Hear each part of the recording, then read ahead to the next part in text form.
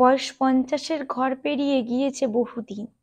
চোখে মুখে চামড়ার টান টান ভাবটা এখন বিভিন্ন রকম দায়িত্বের ভাঁজগুলো ফুটে উঠেছে। যেন এক একটা ভাঁজ এক একটা দীর্ঘশ্বাসে চাপ ফুটিয়ে তুলেছে। শরীরটা আগের মতো সাড়া দেয় না, অল্পতেই ক্লান্ত লাগে খুব। মনটাও কেমন যেন নিঃসঙ্গ হয়ে পড়েছে মাঝে মধ্যে। তবুও সকালবেলা ঠিক সময় উঠে পড়েন তিনি। রুটিন মাফিক জীবন যেন ঘড়ির কাঁটা। স্ত্রী চায়ের কাপ এগিয়ে দেয়, ছেলে দরজার পাশ দিয়ে হেঁটে যায় ফোনে কথা বলতে বলতে। মেয়ের কলেজ বেরিয়ে যায় অস্থির ব্যস্ততায়। কেউ থেমে বলে না, তুমি কেমন আছো, তুমি ক্লান্ত? অথচ সবাই জানে সংসারটা আজও দাঁড়িয়ে আছে তার কাঁধে ভর করে। এই মানুষটা নাম আছে, পরিচয় আছে, কিন্তু নিজের জন্য কিচ্ছুই নেই। এক সময় সেও স্বপ্ন দেখত, ছোট্ট একটা বইয়ের দোকান হবে, পাহাড়ে ঘুরতে যাবে, গিটার শিখাবে, সন্ধ্যাবেলায় নদীর ধারে বসে চুপচাপ আকাশ দেখবে। কিন্তু বয়স যতই বাড়ছে সেই সব স্বপ্নগুলো একে একে গুটিয়ে গেছে সংসারের খাতায়, ছেঁড়া চিঠির মতো। জীবন মানে এখন কেবল দায়িত্ব, গাড়ির কিস্তি, সংসারের পড়াশোনা, স্ত্রীর ওষুধ, বাড়ির বাজার, অফিসের মিটিং, এসবের মধ্যে এগিয়ে যাচ্ছে আমি।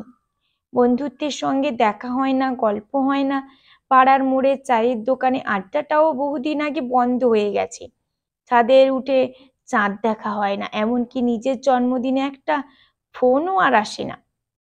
এমন নয় যে তার মনের ভেতর কোনো ঝড় নেই। মাঝে মধ্যে গভীর রাতে ঘুম ভেঙে যায়, চোখের কোণে নোনা জল জমে থাকে, একটা দীর্ঘশ্বাস বুকের ভেতর গুমড়ে মরে। কিন্তু তিনি কিছু বলেন না, কারণ পুরুষ মানুষ কাঁদে না, অভিমান করে না, ক্লান্তি প্রকাশ করে না, এটাই সমাজের পাঠ।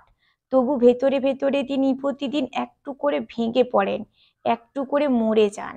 স্ত্রী বলে, তুমি আগের মতো হাসো না। সন্তান বলে, তুমি কড়া হয়ে গেছো।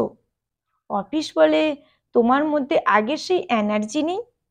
কিন্তু কেউ বলে না, তুমি একটু বিশ্রাম নাও, একটু নিজের মতো করে বাঁচো। 50 ঊর্ধ্বে এই মানুষগুলো কেউ দেখে না, কেউ বোঝে না তাদের কষ্টগুলো চুপচাপ, তাদের প্রার্থনাগুলো নিঃশব্দ। তারা হাসে কারণ তাদের দায়িত্ব হাসি মুখ থাকাটা। তারা চুপ থাকে কারণ তাদের কষ্ট বলার অধিকার নেই। সেই মানুষটা নিজের পুরো যৌবন, শক্তি, স্বপ্ন দিয়ে একটা পরিবার করলো, তারা নিজের জন্য কিছুই রইল না। সে কি শুধুই বাবা, স্বামী, কর্মী, নাকি তারাও একটা নাম আছে, একটা আলাদা সত্তা? সমাজ কি কখনো বলবে, তুমি অনেক করেছো, এবার একটু নিজের দিকে তাকাও? পরিবার কি বলবে, তোমারও তো নিজের একটা জগৎ ছিল, তাকে একটু খুঁজে পাও এবার?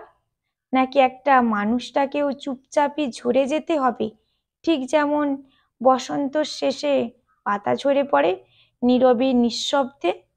এই চুপচাপ মানুষটার কোনো মূর্তি গড়ে উঠবে না শহরের মোড়ে, কোনো বইয়ে তার গল্প লেখা থাকবে না, তবু সে রোজ একটা যুদ্ধ জিতে আসছে, কারণ ভালোবাসা দিয়েই যে সংসারটা বাঁচিয়ে রেখেছে।